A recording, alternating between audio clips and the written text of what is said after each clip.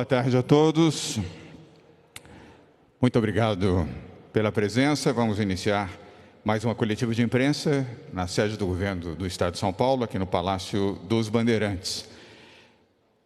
No dia de hoje, quarta-feira, dia 17 de fevereiro, teremos a participação de Rocieli Soares, secretária da Educação, Patrícia Ellen, secretária de Ciência, Desenvolvimento e Tecnologia, Jean Gorenstein, secretário da Saúde, Marco Vignoli, secretário de Desenvolvimento Regional, Dimas Covas, presidente do Instituto Butantan, João Gabardo, coordenador executivo do Centro de Contingência do Covid-19 e Regiane de Paula, coordenadora geral do Programa Estadual de Imunização do Estado de São Paulo.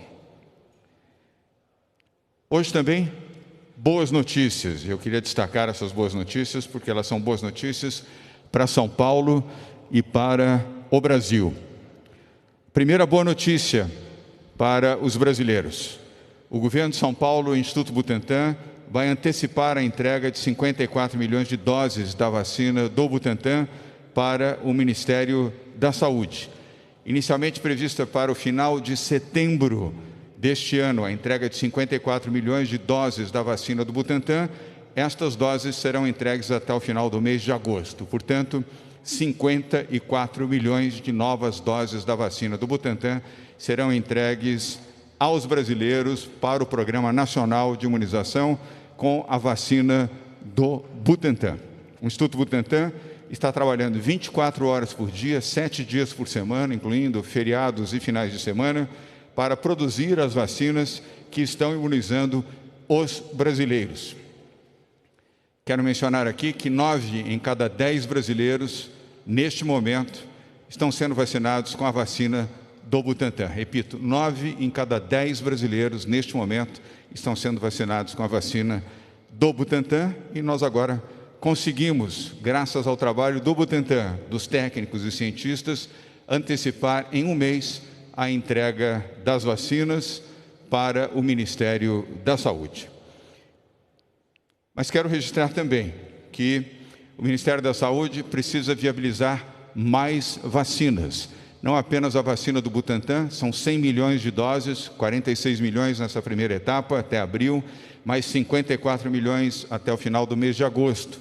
100 milhões de doses, mas o Brasil precisa de mais vacinas. Então, faço aqui um apelo, como governador do Estado de São Paulo, para que o Ministério da Saúde viabilize mais vacinas e disponibilize vacinas para todos os governos estaduais, para que possam imunizar a população dos seus estados através dos seus municípios. É inaceitável que tenhamos capitais, cidades que não têm mais vacina e alguns estados que estão na fase final de disponibilidade de vacinas. Repito, o Brasil precisa de mais vacinas. Hoje nós teremos às 15 horas uma reunião com o ministro da Saúde, com todos os governadores participando, quórum confirmado, todos os 27 governadores estarão participando. Em nome do Governo de São Paulo, participará Rodrigo Garcia, vice-governador e secretário do Governo do Estado de São Paulo. Todos confirmados, sob a coordenação neste tema da saúde do governador do Estado do Piauí, governador Wellington Dias, que nos representará nas reivindicações que apresentará ao ministro Eduardo Pazuello na tarde de hoje. Vacinação em São Paulo cria força-tarefa para acelerar a entrega de doses da vacina do Butantan para todo o Brasil. É um outro fato positivo e vocês vão compreender o porquê. O Instituto Butantan duplicou o número de profissionais no Butantan que cuidam especificamente do programa de invase na fábrica da vacina aqui no bairro do Butantan, em São Paulo, de 150 para 300 profissionais. 300 profissionais, todos eles treinados e capacitados para esta finalidade. O Departamento de Qualidade da Vacina do Butantan, repito, está trabalhando praticamente 24 horas por dia, 7 dias por semana, para aumentar a rapidez da produção e entrega das doses da vacina do Butantan. O Butantan vai entregar a partir da próxima terça-feira, repito, a partir da próxima terça-feira, um total de 3.400.000 doses da vacina do Butantan para o Ministério da Saúde. Portanto, terça-feira, dia 23, mais 3.400.000 doses da vacina do Butantan para o Ministério da Saúde. Uma média de 426 mil doses por dia, ou seja, 17 mil doses por hora da vacina do Butantan. E a nossa orientação ao professor Dimas Covas, presidente do Instituto Butantan, é agilizar todos os processos para permitir que as vacinas cheguem o mais rapidamente possível aos brasileiros. Lembrando que as vacinas são entregues aqui em São Paulo, no depósito central do Ministério da Saúde, e cabe ao Ministério da Saúde proceder à distribuição das vacinas a todos os demais estados do país. E o que nós esperamos, desejamos, é que o Ministério da Saúde haja também com eficiência e rapidez na logística para que as vacinas cheguem o mais rapidamente possível aos estados, às cidades e principalmente no braço dos brasileiros. Terceira boa notícia. E eu fico muito feliz de poder oferecer aqui boas notícias aos brasileiros, principalmente no tema da vacina. A vacina que salva, a vacina que protege. Todos nós temos que priorizar a vacina. Esse é o momento de salvar os brasileiros para, protegendo vidas, recuperar a economia e a normalidade das nossas vidas. A terceira boa notícia é o estudo clínico da vacinação que o governo de São Paulo iniciou hoje na cidade de Serrana, no interior de São Paulo, região de Ribeirão Preto. É um teste inédito de vacinação em massa.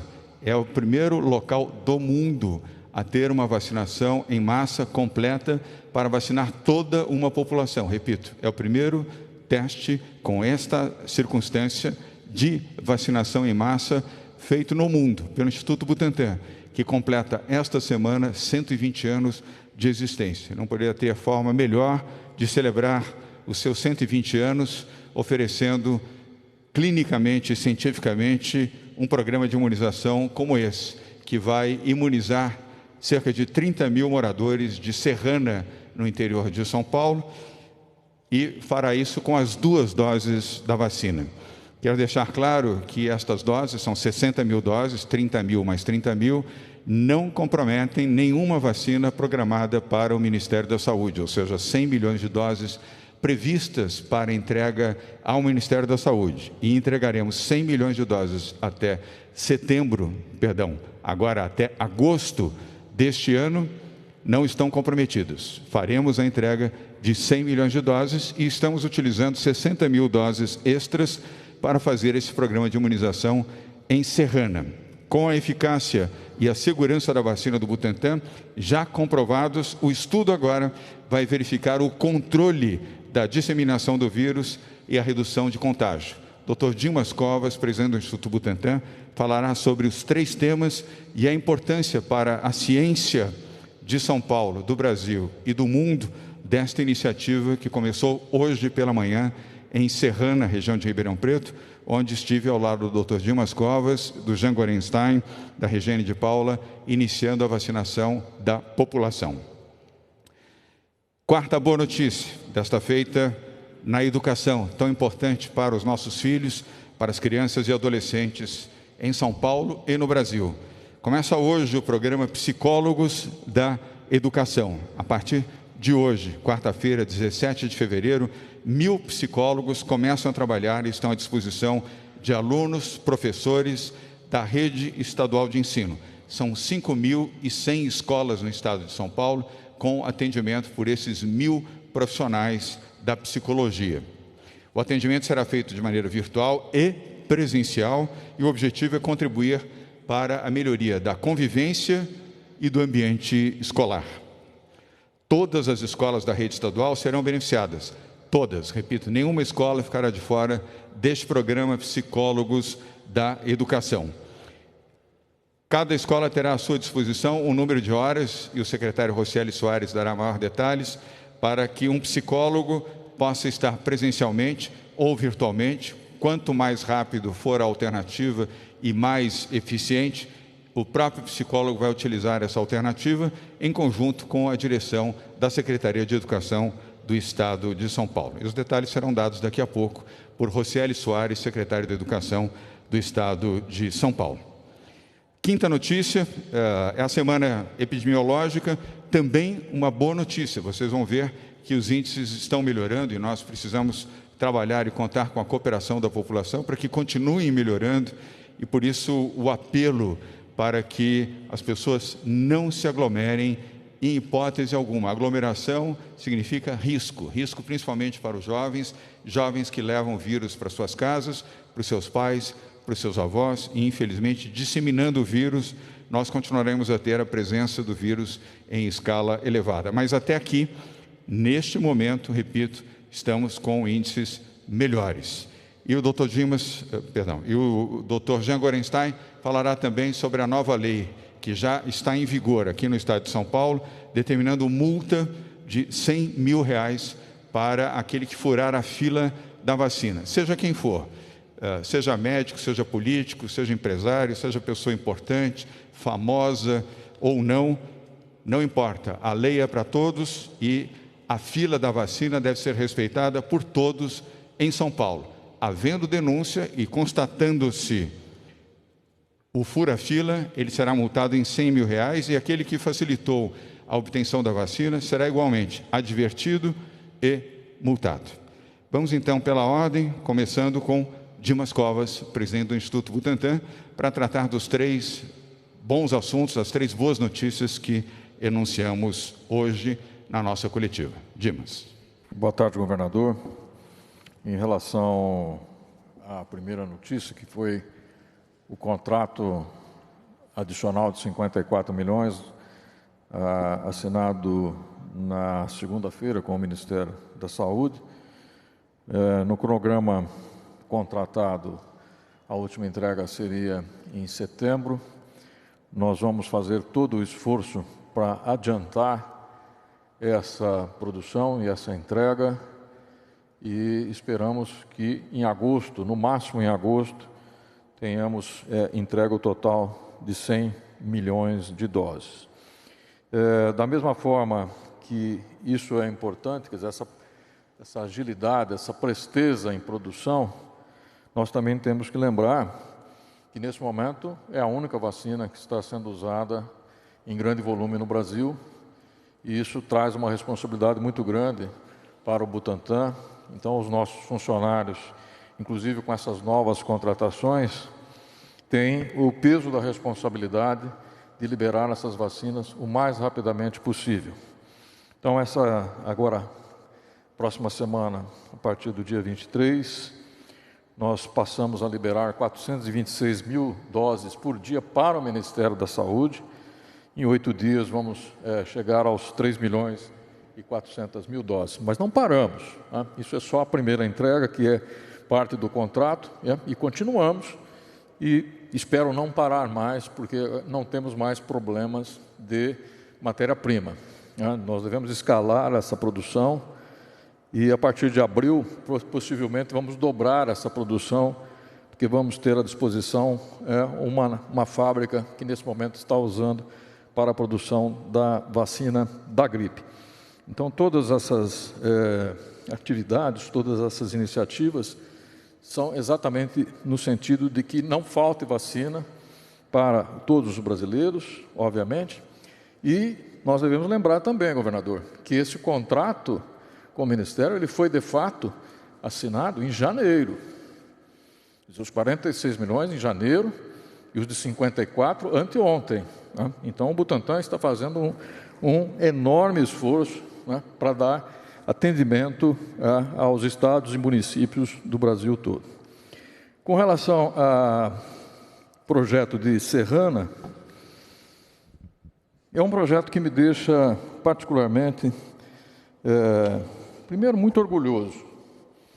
Eu acho que essa pandemia trouxe enormes desafios sociais, desafios econômicos e desafios nunca antes enfrentados pela ciência. Quer dizer, a ciência teve e está tendo que dar uma contribuição em um ano, né, que é o tempo de duração dessa epidemia, numa velocidade que não era observada anteriormente. E esse projeto, chamado Projeto S, agora Projeto Serrana, né, ele é uma das inovações que só poderia ser feito durante uma epidemia dessas proporções e nós estamos fazendo isso pela primeira vez no mundo. Então, é um projeto que vai estudar a eficiência da vacina. E as perguntas principais que ele vai responder primeiro, a epidemia pode ser controlada pela vacinação em massa? É o que todos nós queremos saber. Nós não temos essa resposta. Nós sabemos que as vacinas protegem contra a doença, contra a manifestação clínica, mas nós não sabemos qual é o efeito da vacina em massa sobre o curso da epidemia. Então, essa é uma importante resposta que nós vamos obter. 2, a vacinação impede que o vírus seja transmitido de uma pessoa para outra?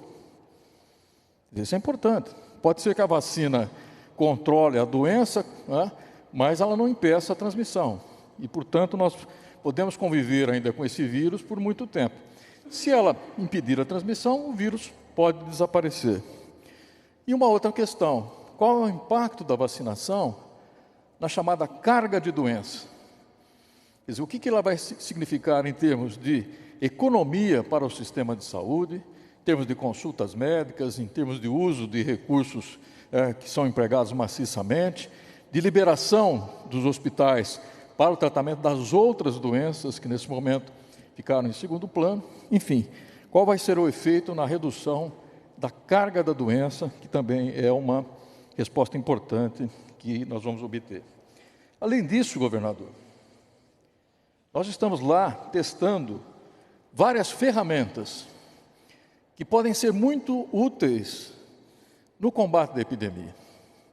Então, são vários aplicativos que já estão disponíveis para os habitantes de Serrana, todos reunidos sobre essa figura simpática chamada Tainá.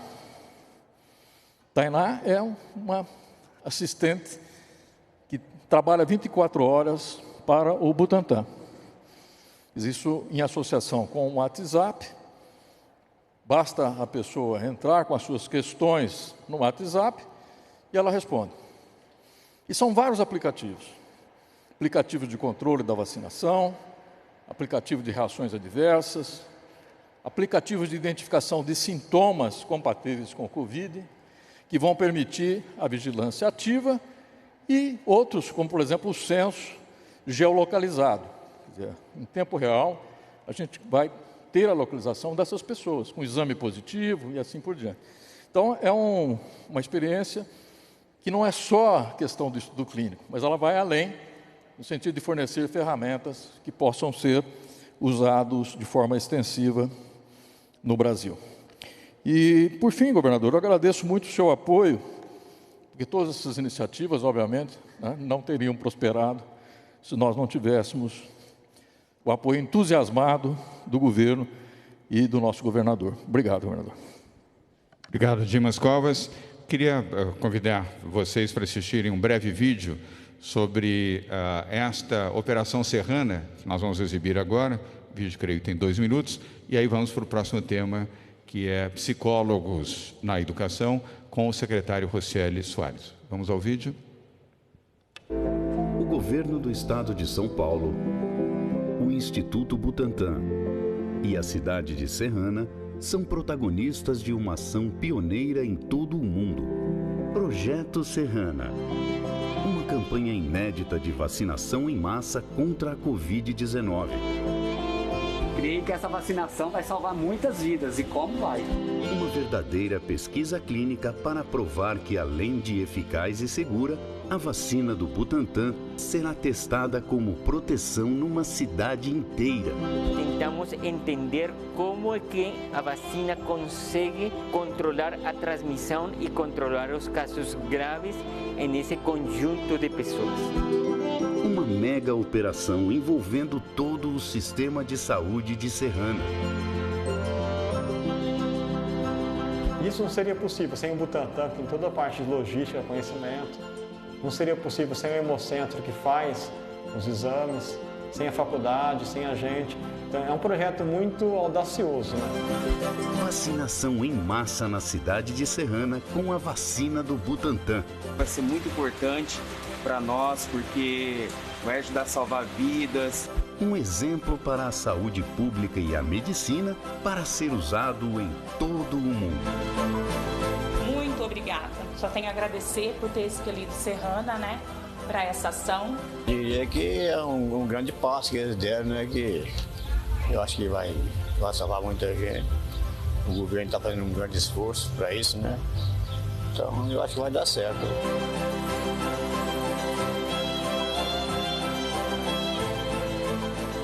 Governo de São Paulo. Estado de respeito.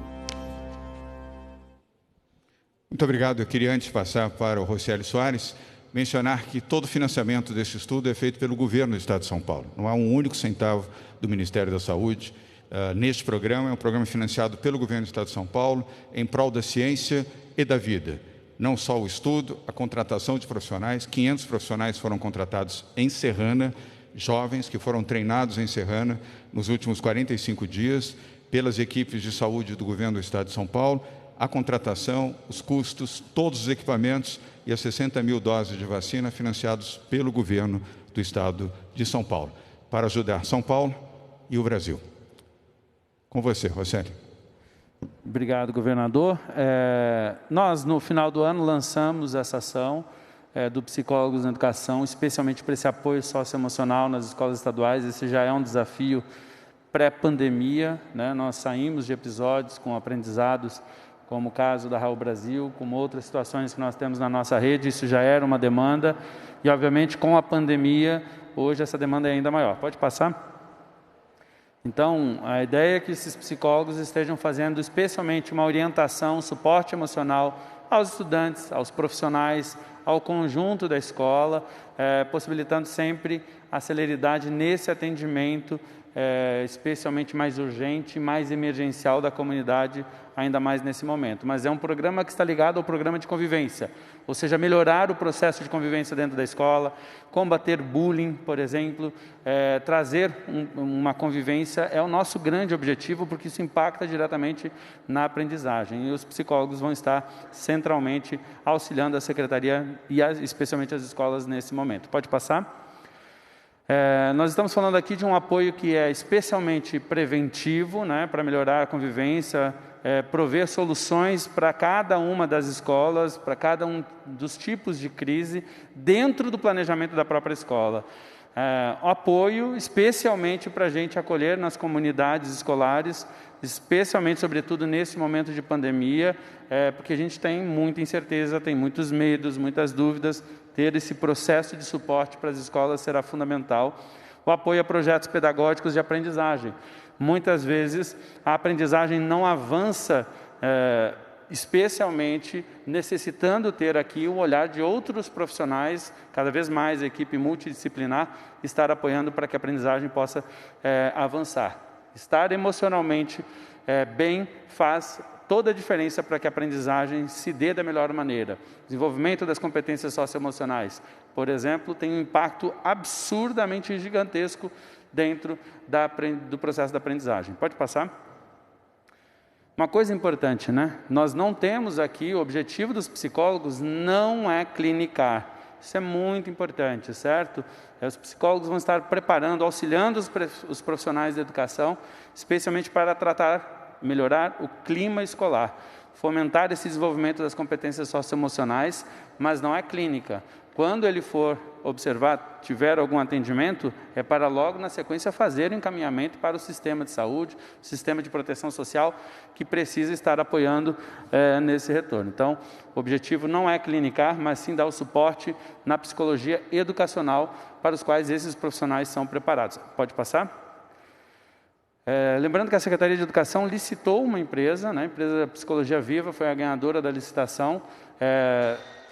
São 1.000 psicólogos de 40 horas, né, o contrato prevê, na verdade, 40 mil horas semanais de atendimento, em torno de 160 mil horas mensais, depende do mês, obviamente, mas os profissionais, então, passarão por formação, já passaram por algumas formações, estão passando continuamente por outras formações, por exemplo, com o apoio do Instituto Ayrton Senna para as competências socioemocionais, que é um dos grandes objetivos, inclusive na reformulação curricular que nós fizemos, para que eles estejam junto à Secretaria e junto às equipes das escolas, seguindo, obviamente, dentro de tudo aquilo que a Secretaria tem planejado, e observando o planejamento de cada escola. Pode passar?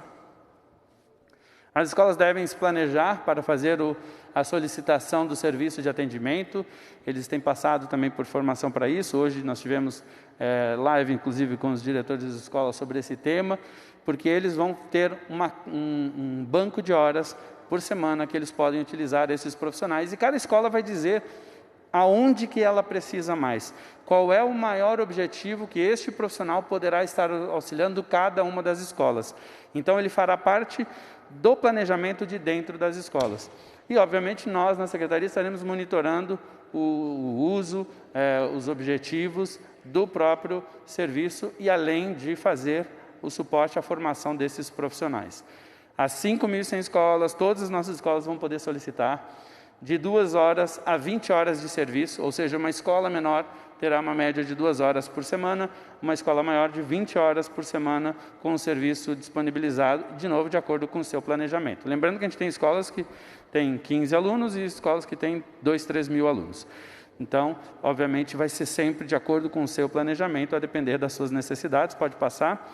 Só para concluir, então, são 40 mil horas semanais, com 1.000 psicólogos, 60 milhões de investimento por ano, né, na contratação de serviços de 12 meses, com 160 mil horas mensais. Esse é o nosso principal indicador, são números de horas mensais disponibilizadas aos nossos profissionais, aos nossos estudantes. E hoje, quarta-feira, dia 17 de fevereiro, estamos começando esse serviço, que é um passo importante, né? A metodologia importa, onde a maior parte do atendimento será atendimento online, mas tem a previsão também de, quando necessário, ter atendimento presencial, especialmente em casos de emergência, de alguma intervenção maior que caso precisemos fazer na escola, sem abrir mão de outros serviços que o Estado tem, que nos ajudam demais, como o CRAVE, na Secretaria de Justiça, como a área da Secretaria da Saúde, que sempre tem nos apoiado em suporte, mas aqui é um novo serviço que está nascendo, especialmente para que a escola possa se planejar. Muito obrigado, governador, e parabéns, porque esse é um ponto de crescimento e de avanço fundamental para a educação do Estado de São Paulo. Obrigado. Obrigado, secretário Rosselli. Portanto, 60 milhões de reais no investimento na contratação de 1.000 profissionais, psicólogos, profissionais de psicologia, psicólogos, que vão atuar na rede pública estadual, 5.100 escolas a partir de hoje. Este é um contrato que vale por 12 meses. É o único estado do país que tem um programa desta natureza, é o estado de São Paulo. Vamos agora com Jean Gorenstein, secretário da Saúde do estado de São Paulo. O secretário falará sobre a nova lei que estabelece multa para quem furar fila da vacina. Esta lei, e o doutor Jean vai explicar, foi aprovada na Assembleia Legislativa do Estado de São Paulo, sancionada pelo governador na última sexta-feira e já está em vigor. E dará também a semana epidemiológica e o vacinômetro, os números atualizados da vacinação em São Paulo, tanto da primeira dose quanto da segunda dose, e fará isso com a ajuda da doutora Regiane de Paula, coordenadora de todo o programa estadual de imunização em São Paulo. Dimas. Jean Gorenstein. Boa tarde, governador. Boa tarde a todos. Estamos na 7ª semana epidemiológica do ano de 2021. O governo do Estado está bastante atento aos números da pandemia no nosso meio, mas estamos agindo sempre, agindo tanto vacinando. Nós vamos ver logo mais com a doutora Regiane os números do vacinômetro, estamos ampliando o número de leitos e estamos também fazendo a fiscalização em todo o Estado. No período agora de 12 a 16 de fevereiro, de sexta-feira, portanto, até a data de ontem, foram realizadas 6.900 inspeções em todo o Estado. 200 autuações foram feitas, sendo que 19 localidades comerciais foram fechadas, incluindo festas clandestinas. As autuações ocorreram em decorrência ao descumprimento do Plano São Paulo, à não utilização de máscaras e também devido à ocorrência de aglomerações. Só na capital do estado nós tivemos 229 inspeções, sendo 48 autuações que tiveram o apoio da Polícia Militar em apoio aos municípios. Essas ações foram realizadas, fazendo com que dessa forma nós pudéssemos redimir e reduzir a circulação do vírus em cada uma das localidades. São Paulo registra outras variantes do Covid-19, dados atualizados e oficiais até o momento, revelam a presença de 25 casos com a cepa P1 do Amazonas, 7 casos com a variante do Reino Unido. O sequenciamento são feitos em algumas amostras específicas, especialmente em situações em que existe a referência de viagem ao exterior ou viagem à região amazônica, bem como contato com alguém que eventualmente tenha viajado para essas regiões e tenha apresentado sintomas de Covid. Portanto, não é realizada de forma massiva, ou seja, para todas as pessoas, e sim de forma aleatória e pontual.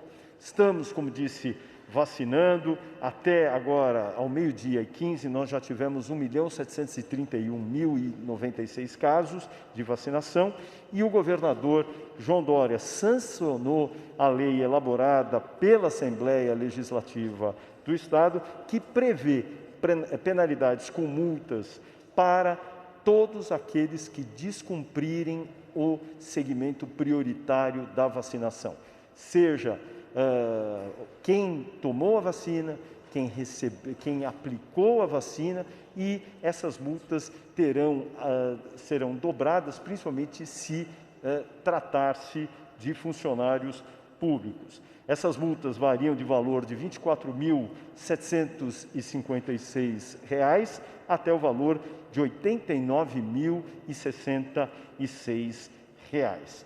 Dessa forma, essa lei já foi assinada e já está em vigor para todo o Estado.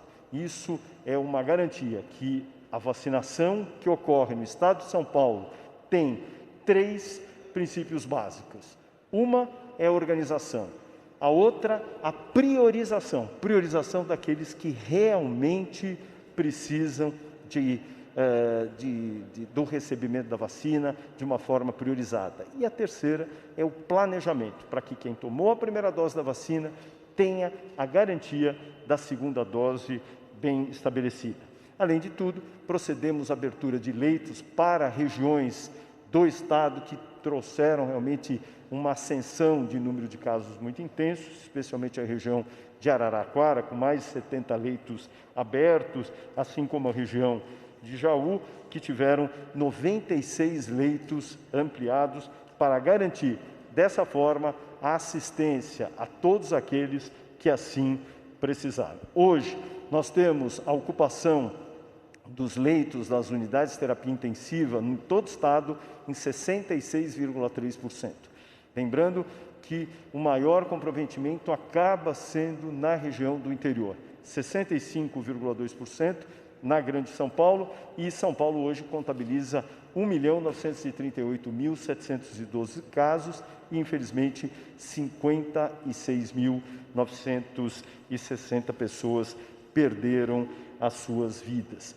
Lembro que tivemos agora uma queda pela 5ª semana consecutiva no número de internações. Essa semana tivemos uma queda de 8% no total de internações, mostrando com que esses dados revelem a dinâmica atual do quanto existe de circulação do vírus no nosso estado. Os demais dados, infelizmente, revelam uma queda acentuada, mas eles não reportam uma realidade, até porque nós tivemos agora um período parcialmente como feriado e alguns dados não foram aportados, estiveram sim represados. Muito obrigado, governador. Passo a palavra agora para a Rejane de Paula para apresentar o vacinômetro. Obrigado, Jean Gorenstein. Antes do uso da palavra para a doutora Rejane, eu não tenho o hábito aqui de corrigir, principalmente meu secretário da Saúde. Eu sigo a orientação dele.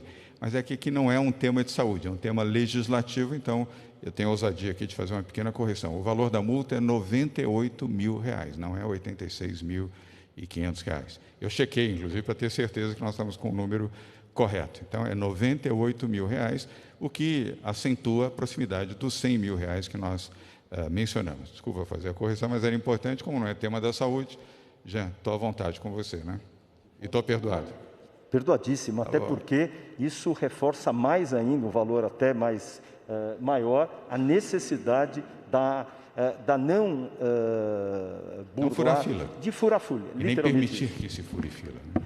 Então, agora sim, com a doutora Regiane de Paula, coordenadora do Programa Estadual de Imunização, ela vai apresentar a vocês o nosso vacinômetro, com a atualização até provavelmente às 13 horas, se eu não estou enganado, da vacinação no estado de São Paulo. São Paulo já atingiu a 3ª posição proporcionalmente do estado que mais vacina, proporcionalmente, e numericamente já é, de longe, o estado que mais vacina no Brasil. E iniciou a vacinação também da 2ª dose. Doutora Regiane. Obrigada, governador. Boa tarde a todos. O nosso vacinômetro mostra realmente 1.738.267 pessoas vacinadas, sendo que agora nós já estamos colocando 1ª e 2ª dose. Como o governador já colocou, o consórcio da imprensa mostrou ontem que nós estamos em 3º lugar, mas é muito importante lembrar que, em números absolutos, o estado de São Paulo é aquele que está em 1º lugar no ranking. Então, 3º proporcionalmente e 1º em números absolutos. Eu só queria ressaltar, governador, se o senhor me permite, que em tempos de pandemia, quando se luta pela vida, mais do que nunca é preciso que a gestão pública seja pautada pela seriedade, planejamento e transparência. E a transparência está exatamente aqui. Nós colocamos em tempo real quem é vacinado, aonde é vacinado e também os municípios que estão vacinando. As decisões do governo, elas foram sempre tomadas, do governo do Estado de São Paulo, com base em critérios muito bem pensados e muito estudo, para que a gente pudesse garantir que o Plano Estadual de Saúde levasse a vacinação a todos, principalmente aos mais vulneráveis. Então, nesse momento, estar em 3º lugar significa que nós estamos trabalhando muito, e os municípios também. E lembrar, novamente, da importância da plataforma VaciVida. Então, nesse momento, cada dose aplicada precisa ser registrada nominalmente para que a gente possa realmente ver o que está acontecendo e qual é a transparência, não só do governo do Estado de São Paulo, sobre o seu comando, governador, com as vacinas do Instituto Butantan, mas também de todos os municípios. Obrigada. Obrigado, doutora Regiane. Obrigado pelas boas notícias. E seguimos vacinando intensamente em São Paulo. Por isso é que planejamos a vacinação com cuidado e com zelo e com informações precisas e corretas em relação às faixas etárias. Aqui nós não precipitamos vacinação, nós realizamos vacinação. Bem, vamos agora às perguntas. Eu vou elencar aqui os veículos que estão inscritos para hoje.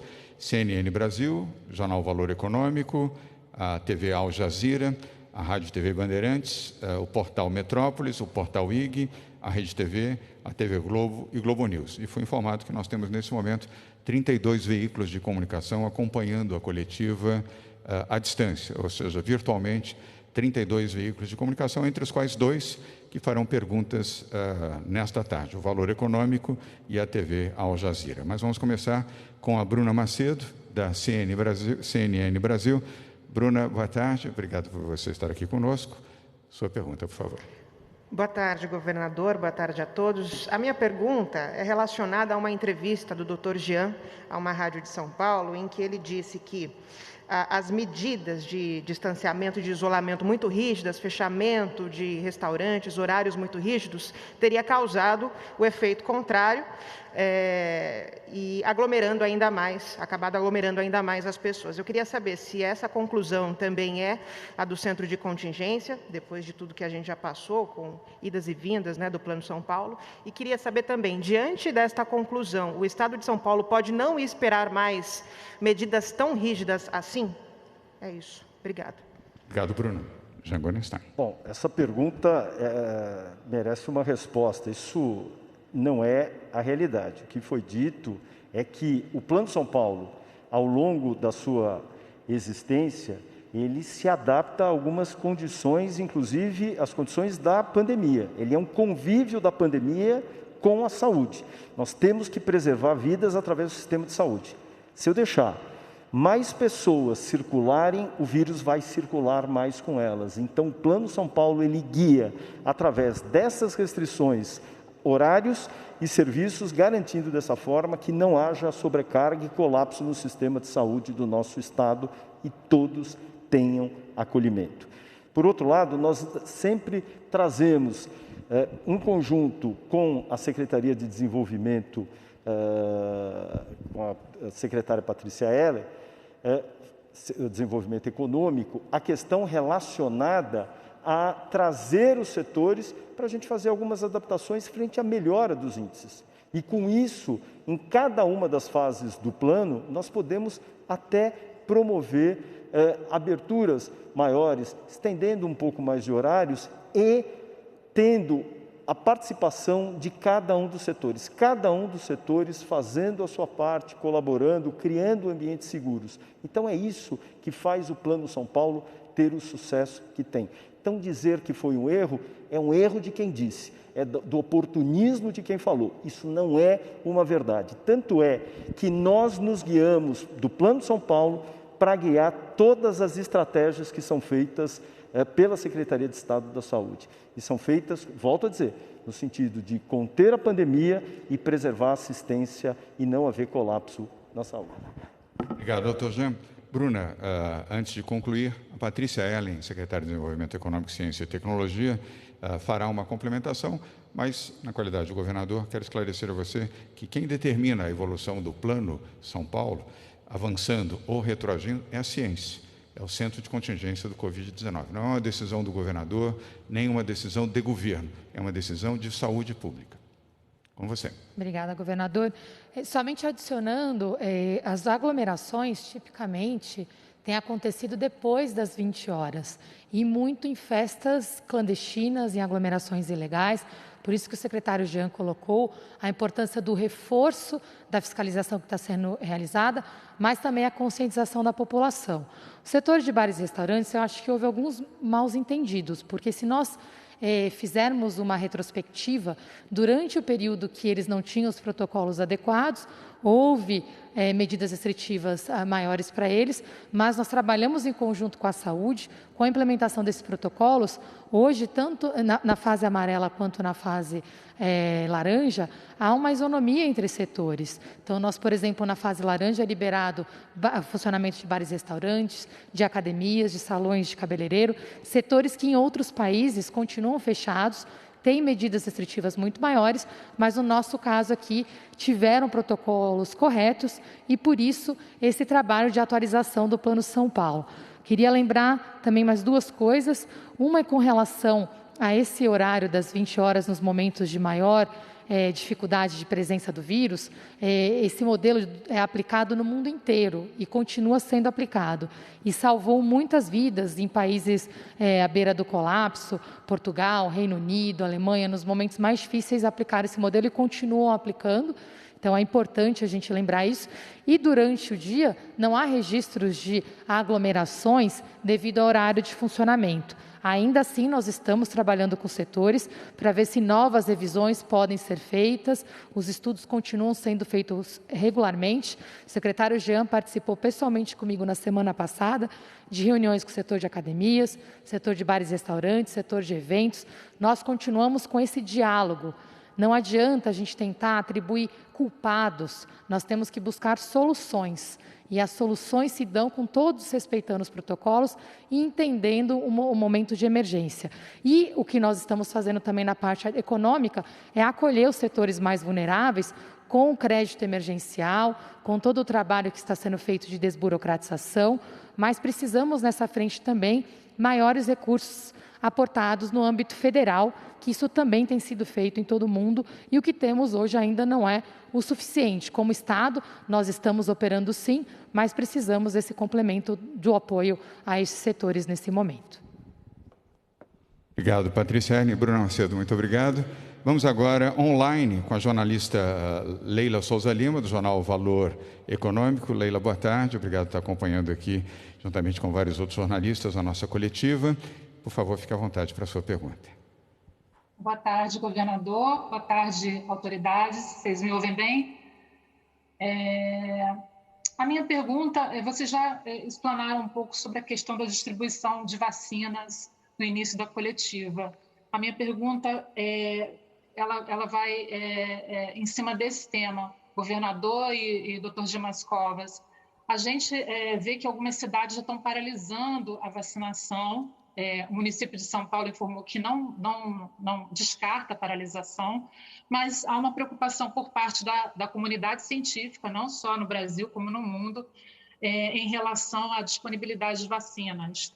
Então, eu queria saber como é que vocês trabalham para equalizar essa questão de poucas vacinas disponíveis, né? Como é que vocês estão vendo essa questão da escassez de insumos no mundo, que não é um problema só do Brasil, né? E o Brasil ainda não tem autonomia em insumos, o Instituto Butantan ele é produtor, mas não tem autonomia ainda, depende de insumos que vão vir de lá de fora. Então, as pessoas tiveram um arrobo inicialmente de que voltariam à vida normal com vacinação. Eu acho importante, nós achamos importante que elas tenham um pouco de noção da realidade em relação a essa disponibilidade de vacinas. Obrigada. Leila, obrigado. Eu começo a responder, depois vou pedir à doutora Regiane de Paula, que é a coordenadora do nosso programa de imunização no estado de São Paulo, e, se desejar, com comentários do doutor Dimas Covas aqui ao meu lado.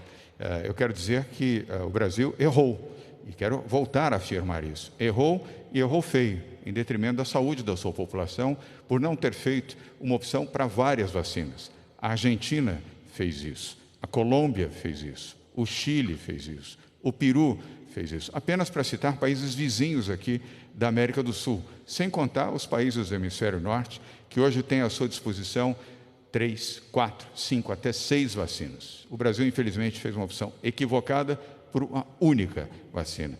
E você sabe, Leila, se não fosse o esforço de São Paulo, a determinação do nosso governo e a capacitação do Instituto Butantan, até hoje, nós não teríamos vacina no Brasil. Só começaríamos a vacinar no próximo mês de abril. Aliás, as palavras de abril foram ditas pelo atual ministro da Saúde, Eduardo Pazuello, que começaria a vacinar em abril. O que nós precisamos é mais vacinas, não só a vacina do Butantan, com 100 milhões de doses que estão viabilizadas, mas mais vacinas, da AstraZeneca, da Sputnik, da Pfizer, da Moderna, da Janssen e outras vacinas que, tidas como eficazes por agências internacionais, possam ser utilizadas na imunização de brasileiros. Menos burocracia e mais eficiência na obtenção de mais vacinas. Este é o nosso apelo, aliás, você verá daqui a pouco, na reunião das 15 horas, é o apelo de todos os governadores do Brasil.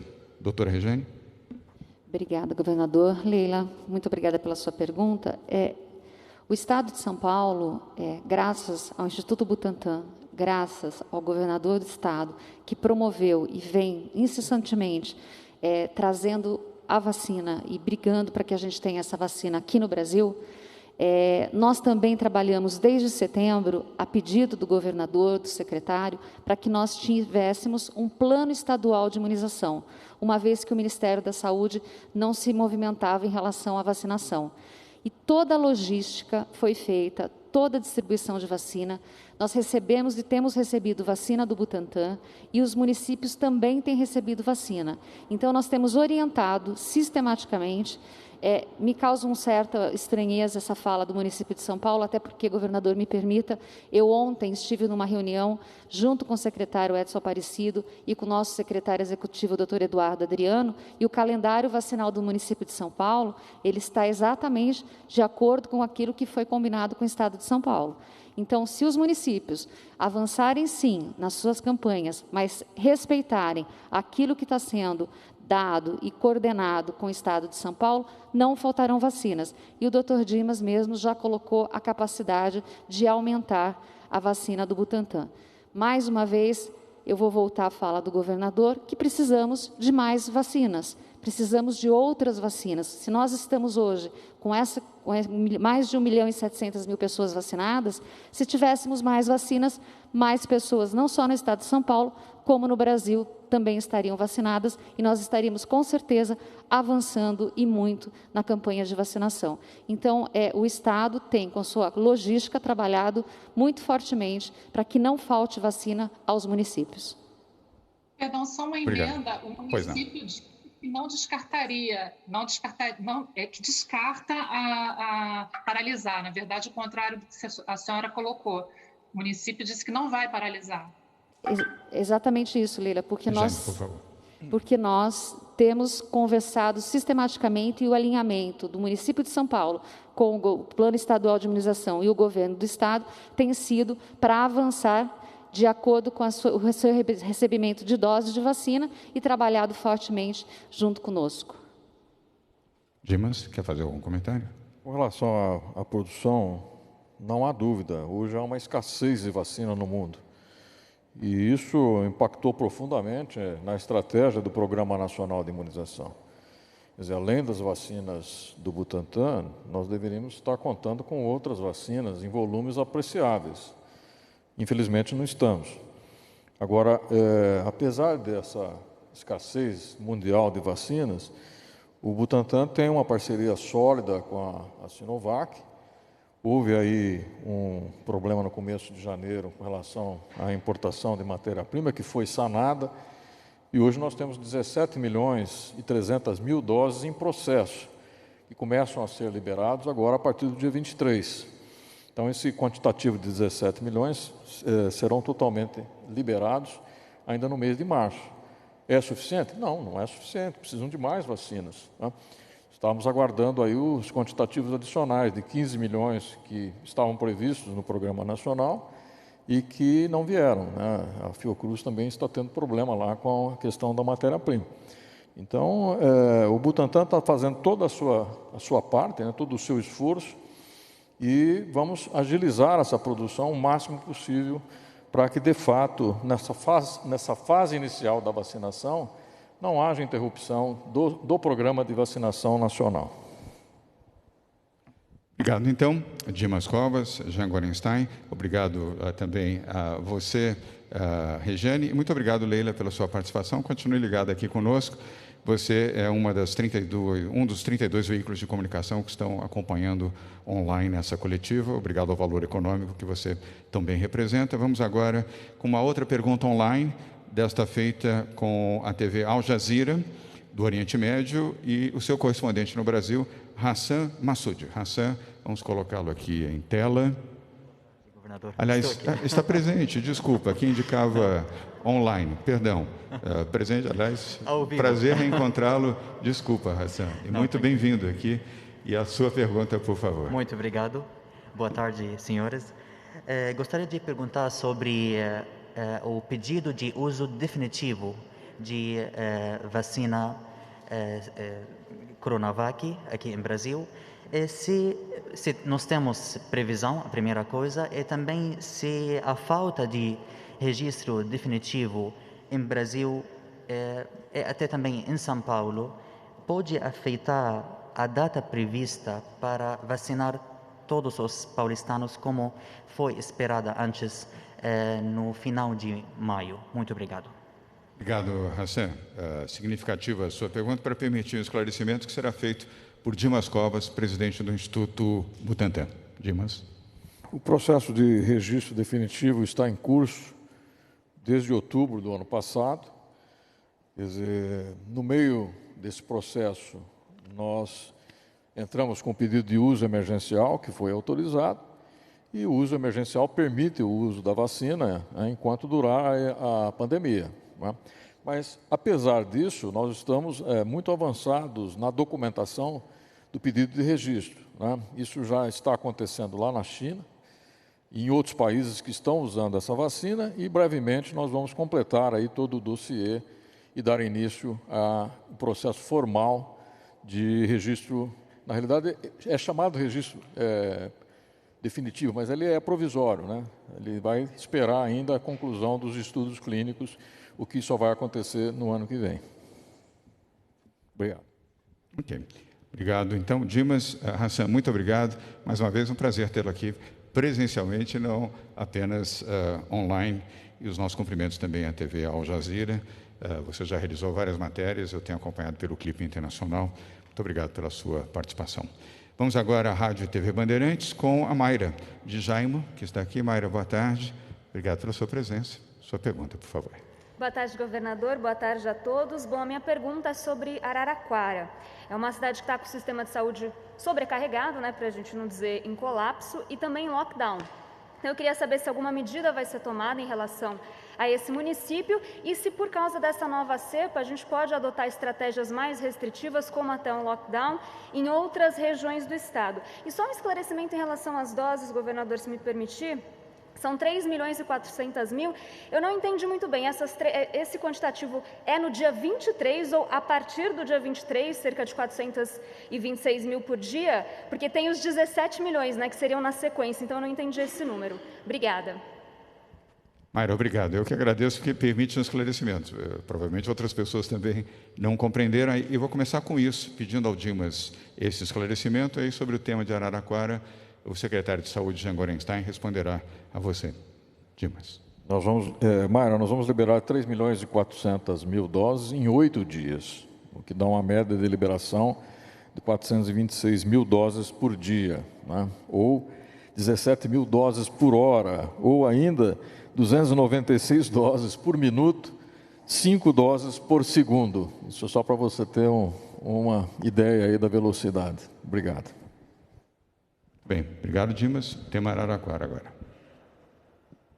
A região de Araraquara, tive a oportunidade de estar indo tanto para Jaú quanto Araraquara com o secretário de Desenvolvimento Regional, Marco Vignoli, e lá nós anunciamos a abertura para a região de 70 leitos, sendo 30 leitos em enfermaria no hospital de campanha, sendo que mais 10 leitos de suporte ventilatório e 30 em enfermaria no pronto-socorro municipal da região. Aliado a isso, temos a possibilidade de fazer a contratação de leitos privados, que já foram conversado com o prefeito Edinho sobre essa possibilidade, e estamos ofertando, já devem estar chegando na região, pelo menos 10 aparelhos da Poli-USP para suporte ventilatório emergencial e estaremos disponibilizando mais 30 na próxima semana. Dessa forma, estamos ampliando leitos para a região, estamos, ao mesmo tempo, procedendo suporte para que todas as pessoas que necessitarem sejam devidamente atendidas e, ao mesmo tempo, existe, pela velocidade de instalação da pandemia na região, com incremento não só do número de casos de internações, a necessidade de implementar medidas austeras que quem tem essa autonomia acaba sendo o próprio prefeito e o seu secretário municipal da saúde. Isso seguramente vai reduzir a circulação das pessoas e, com ela, também o vírus. Obrigado, Jean. Mayra, eu pedi ao nosso secretário de Desenvolvimento Regional, o Marco Vignoli, que também pudesse comentar a ação dele diária com os prefeitos, mas antes eu queria fazer um registro aqui de cumprimentos ao prefeito de Araraquara, Edinho Silva.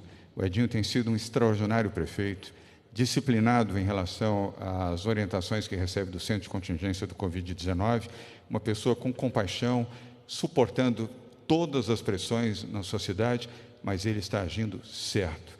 A prioridade em Araraquara e do prefeito Edinho Silva é proteger vidas. Parabéns, prefeito, pela sua atitude. Com você, Vignoli. Fazer rápidos comentários. O primeiro, registrar aqui o acerto do Plano São Paulo, quando há 2 semanas atrás levou a região de Araraquara para a fase vermelha, os indicadores cresceram, a gente agiu imediatamente, e se não fosse essa ação, e a ação do prefeito Edinho Silva, como disse o governador, responsável, colocando as restrições imediatamente, a gente poderia ter uma situação ainda pior em Araraquara. Na sequência disso, nós viemos ao longo das últimas 2 semanas estabelecendo mais leitos, enviamos respiradores para lá, estamos aumentando esse número de leitos agora de uma forma muito intensa. Portanto, eu queria deixar esse registro do acerto tanto do prefeito quanto do governo do Estado de São Paulo nessas medidas implementadas há 2 semanas atrás já. A segunda questão fundamental é para que os municípios da região tomem também as medidas de fiscalização, as medidas de endurecimento das regras. A gente já tem o registro que os municípios de Tabatinga e Américo Brasiliense estão seguindo da mesma forma. A gente pede para que os prefeitos também da região possam seguir fiscalizando e respeitando as regras da fase vermelha, uma vez que a circulação é comunitária naquela região. Muito bem. Obrigado, Vignoli. Mayra, muito obrigado. Permitiu um esclarecimento amplo sobre os dois temas. Agora vamos ao portal Metrópolis com Graciele Castro. Graciele, muito obrigado por estar aqui também participando conosco desta coletiva. Sua pergunta, por favor. Boa tarde, governador. Eu queria saber como está a situação dos leitos desabilitados pelo Ministério da Saúde, se esse assunto também vai ser tratado na reunião de hoje e se existe a possibilidade de que os leitos que ainda estão habilitados sejam desabilitados. Obrigado, Graciele. Vou dividir a resposta com o secretário Jean Gorenstein. Sim, será objeto da reunião de hoje com os governadores. A desabilitação de leitos de UTI foi em todo o país. Aliás, é surpreendente, para não usar nenhuma outra expressão mais dura, que em meio a uma pandemia, nessa segunda onda, o governo federal desabilite leitos de UTI nos estados para atender e salvar vidas. Enquanto isso, gasta fortunas comprando e distribuindo cloroquina para os estados. Ou seja, é uma inversão completa de valores da vida e da ciência. Com você agora, Jean. Para se ter uma ideia, desde março de 2020, deixou de ser inserido nos cofres públicos, tanto do Estado quanto do município, frente à não habilitação de leitos, para custeio, portanto, desses leitos, cerca de 1 bilhão e 500 milhões de reais. Até dezembro, nós tínhamos cerca de 18 mil leitos habilitados em todo o país. Quando nós viramos o ano, já para janeiro de 2021, nós tivemos exatamente a metade desses leitos habilitados e, nesse momento, fevereiro, nós temos em todo o país 3.200 leitos habilitados. No estado de São Paulo, nós temos 564 leitos, o que correspondem a 11% do total de leitos de UTI que temos aqui.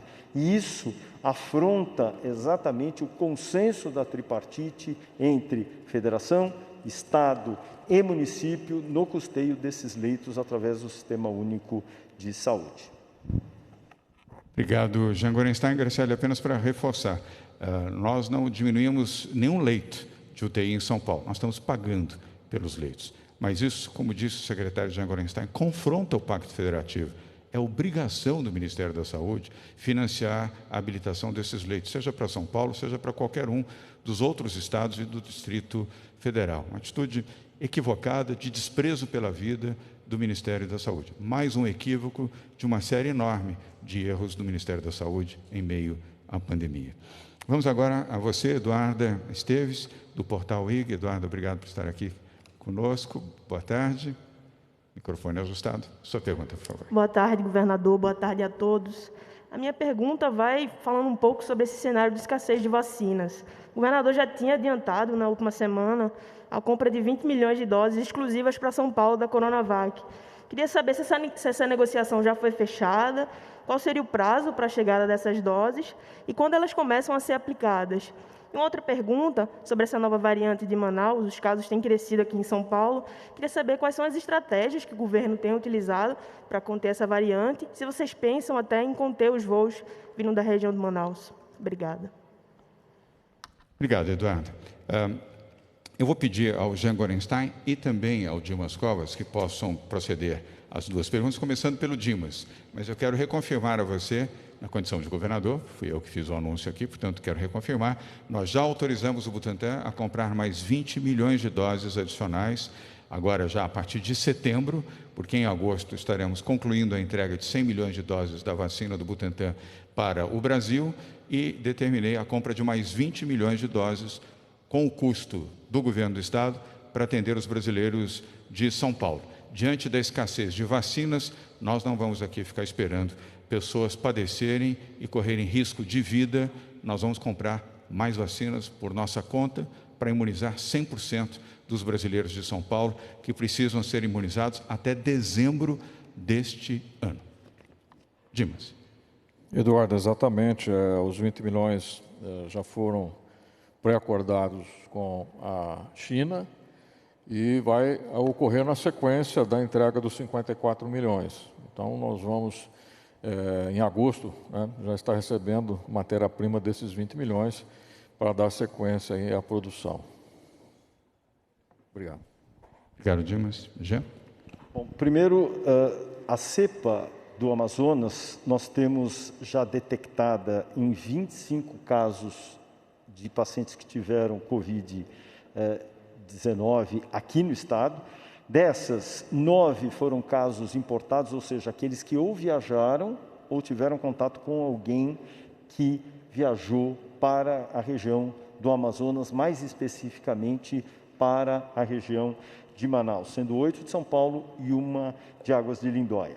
12 cepas foram encontradas em amostras de Araraquara, 1 São Paulo como caso autóctone e 3 de Jaú. Tanto Araraquara, São Paulo e Jaú são casos que nós chamamos autóctones, de pessoas que não tiveram contato absolutamente nenhum com alguém que viajou ou tenham, porventura, viajado. Dessa maneira, são contaminações locais, comunitárias. Dessa forma, nós estamos orientando para que haja um rastreio aleatório de amostras, até para que estejam sendo avaliadas em outras regiões do estado. Isso é feito pelo Instituto Adolfo Lutz, mas nós temos que manter e intensificar todas as regras e normas de vigilância para o uso da máscara, evitarem aglomeração, fazerem a higienização das mãos com o álcool gel.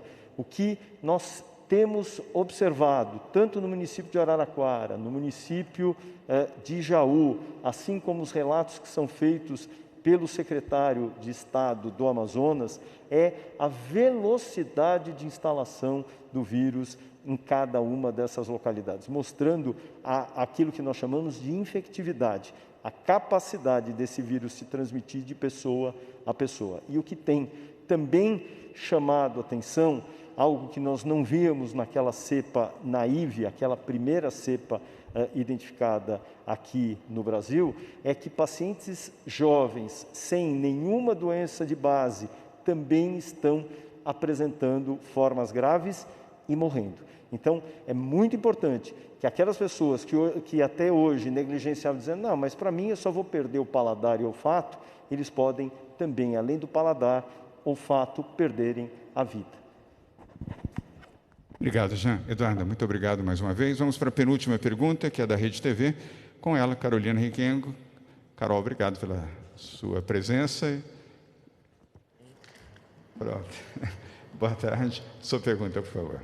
Boa tarde a todos. Eu gostaria de entender se é possível enviar mais vacinas onde a pandemia é mais grave. Por que a gente vê psicólogos, professoras de pilates e nutricionistas que não são diretamente linha de frente, não estão próximas aos hospitais, no grupo prioritário de profissionais da saúde? Será que não poderiam ser colocados outros profissionais? Para o Dr. Jean, doutor, o senhor disse que não erraram no Plano São Paulo, mas o senhor pode explicar para a gente por que a gente está vendo tantas cidades do interior com 100% de ocupação e filas de espera por leitos? E uma última para o Dr. Dimas. Inicialmente foi dito que a partir do dia 23 seriam liberadas 17,3 milhões de doses, sendo 600 mil por dia. Hoje vocês disseram que serão liberadas 3 milhões e 400 mil e as demais, só para reesclarecer essa quantidade. Obrigada, viu? Carolina vai pedir gol na Rede TV, porque não pode pedir em outra emissora. Sacou logo 3 perguntas, era uma, sacou 3. Mas nós vamos responder, começando pela doutora Regiane, sobre o programa de imunização. Acho que faltou aí um pouco de informação a você, mas é importante esclarecer, e depois o doutor Jean, e finalmente Dimas Covas. Doutora Regiane. Obrigada pela pergunta, Carolina, até para que a gente possa esclarecer realmente. Hoje, 645 municípios estão vacinando trabalhadores de saúde. Então, são todos aqueles trabalhadores de saúde. Nós começamos por aqueles que estavam na linha de frente da Covid-19 e estamos avançando, escalonando para os profissionais, trabalhadores de saúde. Esses trabalhadores de saúde compõem um grupo enorme de profissionais, inclusive fisioterapeutas, terapeutas ocupacionais, que trabalham não somente em hospitais, mas também em unidades básicas de saúde, AMEs, ambulatórios médicos de especialidade. Então, nós estamos olhando para um grupo maior de trabalhadores de saúde para que a gente possa levar a vacinação a esses profissionais que podem ter contato, seja com a síndrome gripal, ou seja com caso leve de Covid, como também já fizemos antes, estamos fazendo nesse momento a dose 2 dos profissionais da linha de frente da Covid-19. Então, estamos trabalhando com muito critério, com muito zelo, e sempre com os profissionais acima de 60 anos. Esse é um dos critérios também colocados. Então, trabalhamos em conformidade com o Programa Nacional de Imunização e olhando sempre aquilo que está no território, nos 645 municípios do Estado de São Paulo. Obrigada. Obrigado, Regiane. Vamos então, Jean Gorenstein, Dimas e o Gabardo quer fazer um comentário também. Jean. O Plano São Paulo, ele teve como ação fazer exatamente uma possibilidade das adaptações entre a saúde e a economia, fazendo com que, ao longo de todos os meses, nós pudéssemos garantir a saúde das duas, a saúde do sistema público e a saúde da economia. Nós entendemos, como governo do Estado, que nós temos trabalhadores informais que não poderiam ser penalizados por isso e até profissionais com seus pequenos estabelecimentos, e isso foi criando, ao longo do controle da pandemia no nosso Estado, também políticas de facilitação para que alguns dos serviços não estivessem, ou que não estivessem pleiteados em algumas das fases, pudessem ser atendidos e acolhidos, desde que seguissem de forma correta, segura, em cada uma dos seus estabelecimentos. Em paralelo a isso, o governo do Estado ampliou em quase 3 vezes o número de leitos das unidades de terapia intensiva. É importante lembrar que o Sistema Único de Saúde, infelizmente, deixou de receber aporte de recursos ao longo dos últimos anos e não foi diferente para o Estado de São Paulo.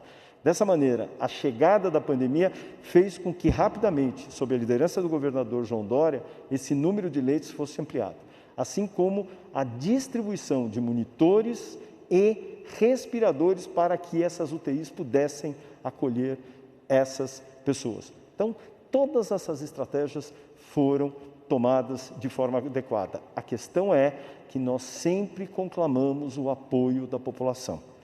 Todas as vezes que esse plano deu certo em uma região e não deu certo na outra, é porque aquela população, seja através do seu prefeito, seja através da sua população propriamente dita, não colaborou. A gente sabe que muitas vezes ela foge à condição do gestor público em controlar. E aí a população tem o seu papel, principalmente dos jovens que acreditam se tratar de um caso mais leve e que eles não precisariam temer ou se preocupar. Então não é só variante nova, cepa nova, mas é cepa nova com pessoas que não respeitaram todas as regras do plano sanitário, não utilizaram máscaras, fizeram as aglomerações e dessa forma se contaminaram e o número acabou impactando. Então isso não foi um erro do Plano de São Paulo, não foi um preparo do nosso sistema de saúde, mas infelizmente foi de uma não celebração das regras sanitárias por aquelas comunidades. Vamos lá, então tem um comentário rápido do Dimas, se você quiser fazer, senão vamos para o Gabardo. Dimas, estou preocupado com o horário. Não, a diferença, Carolina, é que esse número de 426 mil é média. Então, alguns dias foram superiores a 600, outros foram inferiores, e a capacidade produtiva nesse momento ainda é de 600 mil doses e que deve aumentar progressivamente. Isso é o cálculo da média do que foi produzido. Obrigado, Dimas. Gabardo? Boa tarde, governador. Eu queria aproveitar essa pergunta da Carolina para responder 2 ou 3 questões rápidas que foram mencionadas anteriormente, que eu acho que diz respeito ao centro de contingência. A primeira delas, que é essa a pergunta atual, não é um erro do Plano São Paulo. Nós temos regiões que estão no vermelho, regiões que estão com uma transmissão da pandemia de uma forma mais rápida, que não é, obviamente, o desejo de ninguém. A pandemia ela nunca ocorreu de uma forma homogênea no Estado. Desde o início, nós sempre tivemos muitas mudanças no perfil da transmissão na capital, no interior e mesmo no interior entre algumas regiões. Tanto é que essas regiões que hoje estão em lockdown, como é o caso de Araraquara, ela já estava classificada na fase vermelha. Mas eu queria fazer 2 comentários, governador, rápidos, sobre essa reunião que os governadores têm hoje com o ministro da Saúde, porque tem 2 temas que me preocupam, que foi, de alguma maneira, colocado anteriormente. Primeiro, uma mudança no critério da distribuição das vacinas. Existe uma demanda, talvez, de alguns governadores, para que o Ministério da Saúde modifique a forma de distribuição das vacinas, não mais por critérios populacionais, critérios demográficos, mas sim por critérios relacionados à própria pandemia. É o caso de Manaus, que obviamente necessita de um reforço na vacinação, mas me preocupa muito ter ouvido ontem, de parte de algumas autoridades, a possibilidade de que a distribuição da vacina possa ocorrer agora mudando esse critério. Ou seja, locais onde a epidemia esteja numa transmissão mais intensa, receberiam um quantitativo maior de doses de vacina. Isso seria ótimo se nós tivéssemos bastante vacina. Como nós não temos, vai significar que regiões onde a pandemia tem uma velocidade menor, recebam menos doses de vacina. Então, vamos pegar 2 estados para fazer um exemplo, Rio de Janeiro e Rio Grande do Sul. Nessa situação, o Rio de Janeiro receberia uma quantidade maior de vacinas, em função da situação da pandemia, e o Rio Grande do Sul receberia uma quantidade menor de vacinas. Se isso acontecer, governador, os estados também terão que usar o mesmo critério, porque receberão menos doses. Então, nós teremos que distribuir as vacinas dentro das nossas regionais de acordo com o critério epidemiológico dessas regiões. Aquelas regiões que estão com uma situação mais intensa receberiam mais vacinas do que outras. Eu gostaria de perguntar se isso é justo. E eu vou dar 2 exemplos. A região de Bauru e a região de Sorocaba. A região de Sorocaba faz tudo certo, cumpre com as regras, cumpre com as recomendações do centro de contingência, a população faz um esforço para se manter diminuindo a transmissibilidade da doença. Ao lado, nós temos uma cidade onde a orientação é vida normal, as pessoas vão ficar doentes e a gente vai atrás de abertura de mais leitos de UTI, como se isso fosse reduzir a mortalidade. Não reduz, aumenta a mortalidade. É justo que essa região, que tem uma intensidade maior da epidemia, porque não cumprem com as regras, não cumprem com as recomendações, receba a maior parte das vacinas e as outras regiões que fazem o possível para manter a situação controlada recebam menos. Essa é uma questão importante que eu acho que tem que ser discutida hoje com o governador, com o ministro da Saúde, se essa mudança de fato for tratada. A segunda, também diz respeito a essa mesma reunião, os leitos de UTI. Em março ou abril, quando nós criamos essa política de financiamento dos leitos de UTI, eu estava no Ministério da Saúde, nós pensávamos exatamente que esses leitos de UTI deveriam ser habilitados independente da sua ocupação. Porque para um hospital manter 10 leitos de UTI disponíveis para os casos de Covid, ele precisa contratar enfermeiro, médico, enfim, todos os auxiliares, ter contratado todo o serviço de terapia, de diagnóstico, esperando o paciente. A proposta do Ministério é pagar por produtividade. Se o paciente internar nesse leito, será pago. Se não internar, o leito não será pago. Então, o governo vai bancar, os hospitais vão ter que bancar a contratação da equipe, manutenção dos leitos de UTI, mas não vão receber se tiver com uma demanda adequada na ocupação dos leitos. Se a ocupação tiver 75%, 80%, os leitos de Covid provavelmente não serão pagos. Então, me preocupa muito, governador, porque ontem eu achei que houve uma espécie de uma concordância geral com essa mudança. Não vamos mais pagar pela contratação dos leitos e vamos pagar pelos leitos que realmente forem ocupados quando o paciente estiver internado. Isso é muito prejudicial para os governos estaduais, é muito prejudicial para as prefeituras. E, por último, várias perguntas aqui vieram considerar essa questão da falta de vacinas. E aí eu quero ponderar um aspecto que eu acho muito relevante. O Ministério da Saúde, até o momento, se não tivesse a vacina que eles não queriam que tivesse, que é do Butantan, o país não estaria vacinando. Só tem 2 milhões de doses da vacina da AstraZeneca, que era uma amostra grátis para que pudesse chegar uma vacina antes da distribuição da vacina do Butantan. E ficaram nesses 2 milhões de doses e até hoje, e hoje completa 30 dias que nós iniciamos a vacinação em São Paulo. E nesses 30 dias não aconteceria nada se não tivéssemos a vacina do Butantan. Mas, mesmo assim, eu ainda consigo interpretar como um gesto de altíssima resistência do Ministério da Saúde em relação ao Butantan. O Dr. Dimas acabou de dizer que vai contratar mais um número de servidores, de colaboradores, e vai, com isso, antecipar em 30 dias a entrega das vacinas. O Ministério da Saúde tem um contrato com o Butantan que diz que ele deve pagar aquelas primeiras doses que foram encaminhadas lá no dia 17 e 18 de janeiro, ele tem até 30 dias para pagar. É o que está no contrato. Isso é uma regra geral.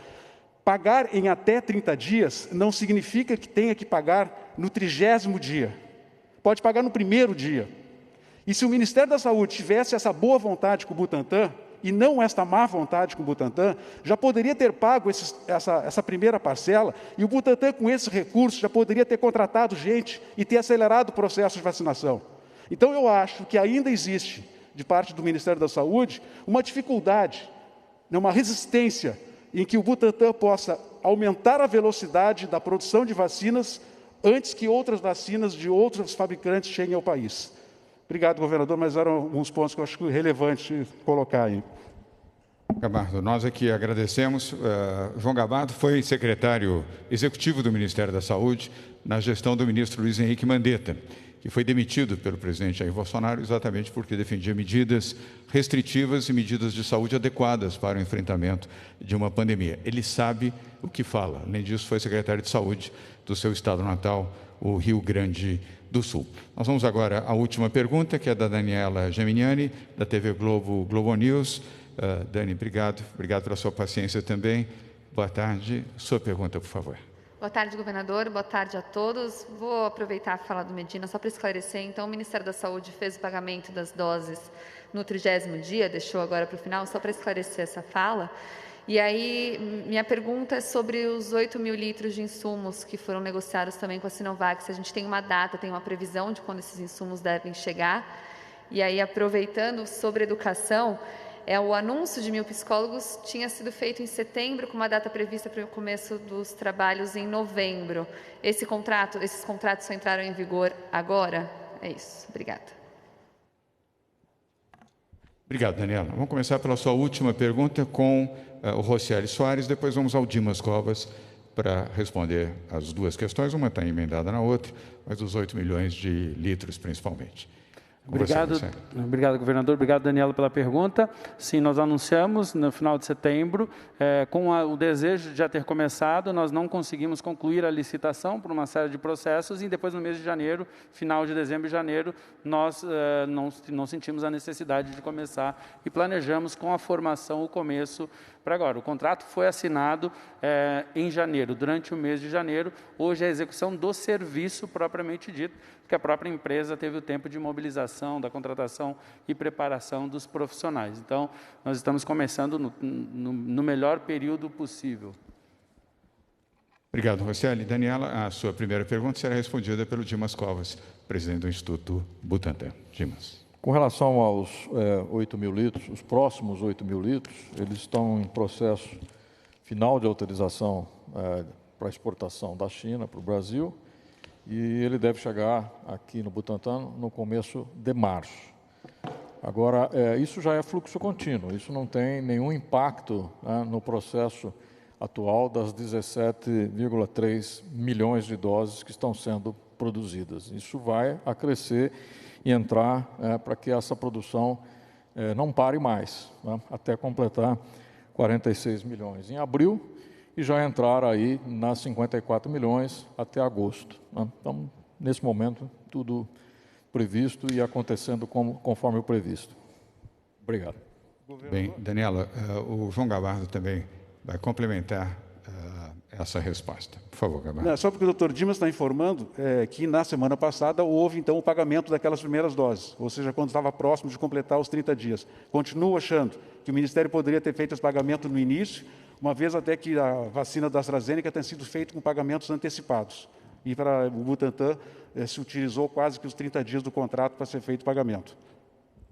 Para ser mais preciso ainda, a Fiocruz, nós não temos nada contra a Fiocruz. Aliás, elogiamos a Fiocruz e reconhecemos o valor da Fiocruz, Daniela, mas a Fiocruz recebeu 1 bilhão e 900 milhões de reais antecipadamente pela produção de vacinas. E até o presente momento, nós não temos vacinas da Fiocruz. Não estou com isso condenando a Fiocruz, mas condenando sim, como disse o Gabardo, uma postura equivocada, nociva e deliberada do Ministério da Saúde contra o governo de São Paulo, contra o Butantan, que, em suma, é contra a população brasileira. Quanto mais vacinas pudermos produzir aqui para imunizar, melhor para o Brasil. Aliás, é o que está acontecendo, não obstante toda a força contrária. 9 em cada 10 brasileiros que estão sendo vacinados neste momento estão sendo vacinados com a vacina do Butantan, apesar de toda a luta, de toda a adversidade, de toda a desatenção, de todo o desprezo por aquilo que estamos fazendo desde abril deste ano, quando assinamos o contrato com a Sinovac. E quero voltar a repetir aqui para concluir que nós poderíamos ter iniciado a vacinação no Brasil em novembro. Não fosse esse tipo de confronto ideológico, inadequado, absolutamente fora de contexto, nós já teríamos iniciado no final de novembro a imunização de brasileiros. Teríamos com isso, certamente, salvo milhares de vidas de pessoas que, imunizadas, não estariam sob risco de vida, e sim estariam sendo tratadas e estariam vivas aqui ao nosso lado. Bem, Daniela, muito obrigado pelas perguntas. Nós encerramos assim a coletiva de hoje. Desejo a todos que tenham paz, equilíbrio nas suas casas. Por favor, ao saírem de casa ou do escritório ou para qualquer atividade fora do seu ambiente de trabalho e do seu ambiente de residência, use máscara, lave as mãos, use álcool em gel, não participe de aglomerações em hipótese nenhuma. Teremos momentos para celebração, não é agora. Qualquer celebração nesse momento, com mais de 25 pessoas, implica em risco de contaminação. Com mais contaminação, nós não conseguimos voltar à normalidade e, pior do que isso, nós potencializamos mortes. E o que nós desejamos é vida. Muito obrigado. Boa tarde a todos.